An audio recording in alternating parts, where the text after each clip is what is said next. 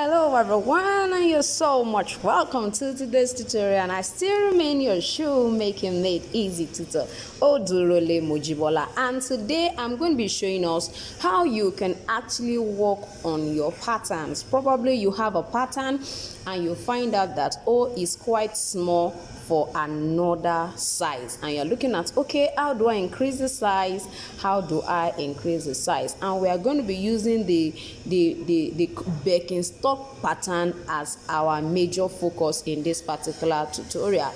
If time permits us, we can still deal with different designs, other designs but majorly we are going to be looking at this Birkenstock pattern, although I call it a double buckle pattern. If you're watching my channel for the first time, I want you to ensure that you please subscribe to my channel. What we do majorly here is ignite your passion for shoemaking. So I want you to do something for me. Sit back and I'm gonna be right back. Now, for those of us who have actually bought my pattern ebook template, you know that we majorly have this as one of our major patterns. And what I intend to do with so many of the patterns I have inside that particular ebook is to actually make us see that with a particular pattern you can actually create much more, you can draft much more, you can draft other sizes by yourself, thereby teaching yourself how to actually create a pattern. So if you look at what I have here, I am actually going to trim this out. Now, according to the pattern, you find out that if you want it to be sandal like, this is where you're going to be inserting your strap. Depending on the width of your buckle is going to actually determine what the width of your strap should be. Now, and if you look at it, I didn't try to actually position the buckle. The major reason is because I want you to be able to adjust this particular design into different sizes. Now, let me trim it out for us to see what it will look like on different sizes. So, the first shoe last we are going to be looking at is actually size 36. Now, I have already trimmed my pattern out. I've trimmed it out as you can see here. Now let's begin to check how it looks like on this kind of, as in this particular size. Now when I'm positioning it, I'm trying to position it in such a way that this particular side is laying on the side. This is actually very important. Now you can see what I'm having here, and you can see what I have right here. Now, one amazing thing is that if you look at it, this is looking actually very wide. I mean this side. If you choose to use it like that, you can use it like that. But the only thing is that this side will actually be too much off. What do I do at this point in time? Try to reduce whatever you have here. And this is what I mean. On this side, try to reduce inward. Now, let me show you what I mean. Now come to this side, just come to this side. You can see the way my ruler is positioned. If you want to reduce by about 1.5 or 1 centimeter, you can actually do that. So let's say we are using 1 centimeter for a start. I want you to know that pattern cutting is a process you really have to be patient about, especially if you want to achieve a very good result. So I am going to actually do that. You can see that I make sure that this particular line is aligning with the edges all around. That is always very important. Make sure it aligns. You can see that this aligns. I've seen so many people using the ruler and starting at this point. No, this is where your calibration starts. That's where you should always start. So let's continue with our reduction.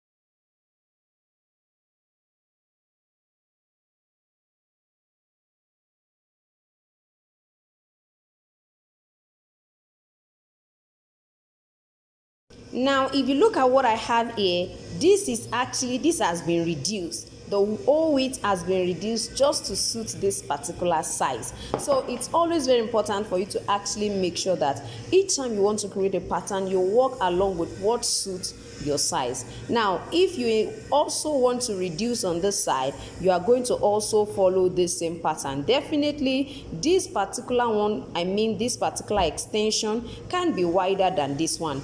Both has to be, you know, the same width, so that your buckle has to be the same thing. This kind of design is not a kind of design that you use different buckles on the two of them. So you can see what I have. By the time I trim this out, you'll find out that it will actually be different, totally different from what we have initially. Now like I said, you can decide to also reduce this side. Definitely you have to reduce for it to be commensurate with what I have on this side. So I'm going to follow the same process to do that on this side. Now before I proceed to actually reducing this particular side, I want you to know that this actually reduction method is not the only way in which you can actually achieve this. If you are the kind of person that is not patient, probably you are not as patient as I am to, you know, meticulously measure, then make sure you create an outline for the original one. You can see what I have. I've created an outline. Then place your pattern on it this way. You can see I'm moving it backward. I need us to really get this. Now you can see that I'm moving this backward. I'm moving it downward a little bit. You can see I've moved it inwards. So I'm just going to try to reduce this way. I'm sure you can see that this seems faster. Everybody wants the fast route. So I'm going to push this forward a little bit so that I can easily join this one here. Now you can see that I've also joined, but here is not looking proper. You know, the shape is not looking as the right way I really want it to be. So I'm going to try to make sure I curve that side. I can get something like a curve object to make it curve. You can see we have reduced it already by actually moving it that way. Now we can go downwards and also do the same thing. Now I'm going to fold this in. Since we are not using it, I'm going to fold it in. I want to be sure we are seeing what I'm trying to create. Now this part, we are also going to do the same thing. Make sure that you actually use the same, you know, reduction. You can decide to check this place first. Check this and be sure of what is here. This is about 0.8 centimeter. So make sure that it's also the same on this side. You can use your ruler to do that. I love to use my ruler. And if you are sure without ruler you will get the same result, feel free to do that. Now you can see what I have.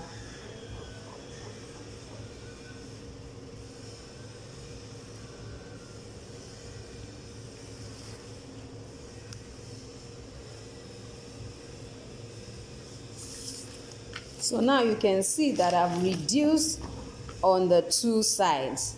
Now I need you to understand that if you were to actually increase this pattern, probably you want to use it for a size that, okay, by the time we check other sizes, I'm sure that will be more easy to explain to us. So let me trim this out and then let's place it on our size 36.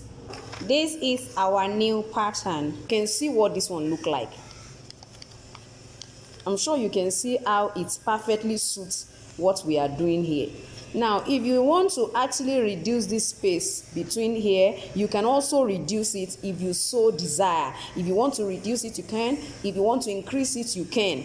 Just what I did now when I was actually placing it is the same thing you are going to do. Let me show you what I mean. Now I have already duplicated the same design on this one. As you can see, it's what I have here. So I was telling us that you can actually reduce this if you want to reduce it. If you think it's too wide, you can reduce. Now what do you do when you want to reduce?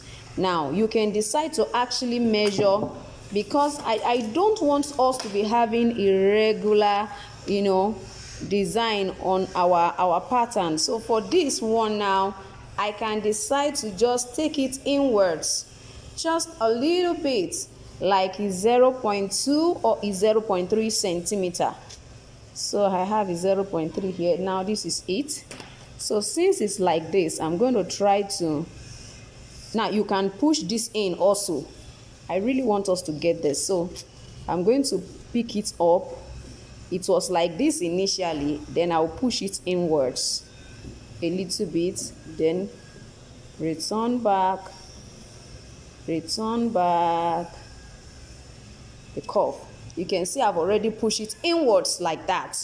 Now if I want to go around this particular one, okay, I want to make it go inwards a little bit. You can see what I did, the mark I made initially. I'm still going to place it there, then move this way. All we want to do is to connect back to what we have here. So you have to be careful. So this is our point. So we are connecting back here, then going back upward. Now you can see what I have here. So even if you want this side to be very wide, it means that you can actually still, definitely it will make this place wider by the time this side goes inwards. So let me bring the other side inward also. It's about 0.2. 0.2 is 0.3.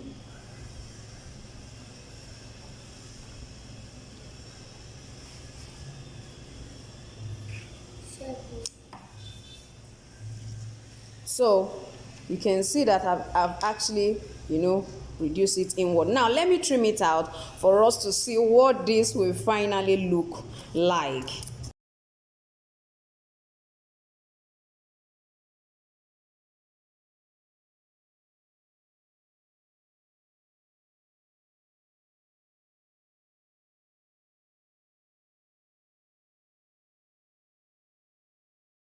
So this is what our pattern look like after I've reduced the side. Now let's check what it looks like.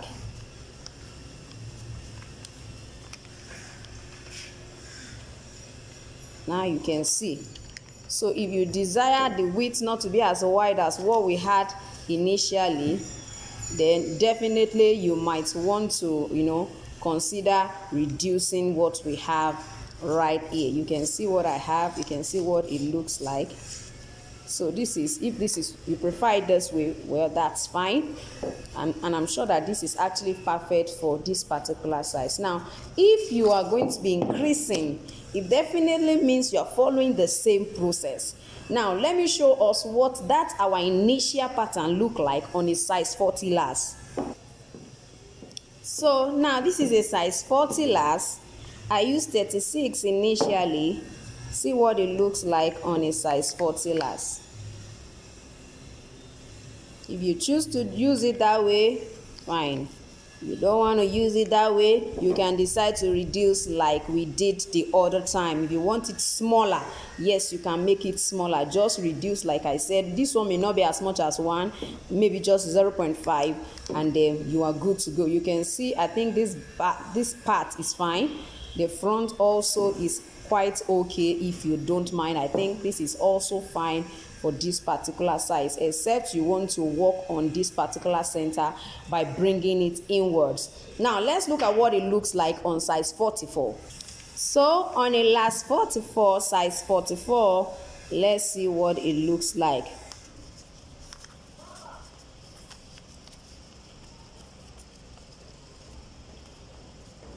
So now if you look at this particular one, now one of those things you might want to do is just to increase this side, this particular side of this design. You just want to increase it and let it come and join it right here. This side is actually still perfect. Now the back, the lasting allowance is quite small. You might have to add more. Add more. Then the space is quite perfect. I think the space is quite perfect for this particular side. So if you intend to increase it, fine. But if you don't want to increase this side, as far as I am concerned, it's actually a perfect size for this size 44 as well. The only thing I would suggest you do is come to this side and then add a little bit. Now let me show us what I mean by hard. You know, just increase it on this particular side. Let me show us what I mean. So when I talked about increasing it from this side, this is what I was saying. Now I'm going to try to insert a totally new, you know, sheet here, just for us to see what I'm about to do. You can see what I have. Now I've tried to tape all those sides down. So from what I have here now, you can see what I have. I'm going to, of course, if I want it, it depends on where I want it to stop. If I want it to stop here, you know, I always told us, make sure you make use of your measuring tape or your ruler. Can you see what I'm trying to achieve? So this is how it will now look like. You can see I've always told us you can get a wire, anything flexible to actually coordinate this. Now I'm going to use my paper tape to hold that side down so that I don't lose that particular side. So gently remove it. Ensure that you have used, you know, your adhesive to hold this down. So I'm just going to trim it alongside this. You can see what it looks like.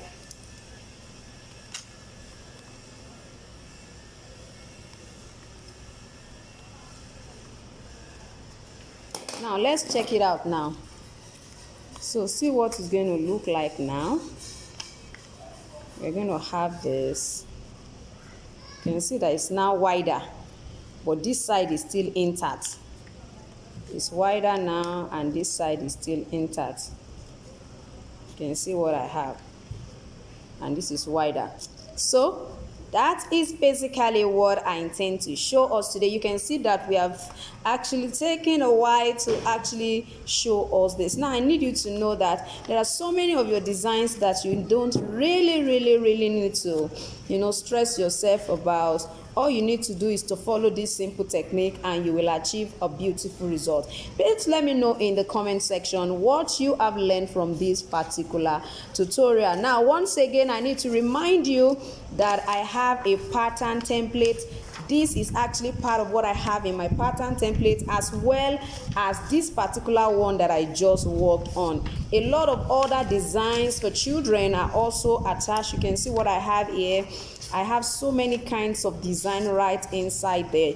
Back pattern, insole template, you know, open toe designs for children. You can see different insole template right here. Now this is actually a complete sandal pattern with all the necessary openings. This is part of what I have. This is actually a men, you know, men palm sandals. Every necessary points are already there. All you need to do is to actually, you know, order for this particular pattern ebook and it will be sent to your email. What I'm teaching us today is what I basically explained to them in the pattern ebook class, because there is a free follow-up class for everyone who buys this pattern template, just for you to be able to understand how to create patterns and how you can use what you have to create what you want. For example, what you have here is the sandal we have right on the screen. So thank you once again for joining me today, and once again, if you are just watching this channel for the first time, I want you to know that I love you and I want you to subscribe to my channel if you have benefited in one way or the other from today's video. Thank you once again, and I still remain your most wealthy shoemaking made easy tutor, Odurole Mojibola, and I'm gonna see you next time. Bye.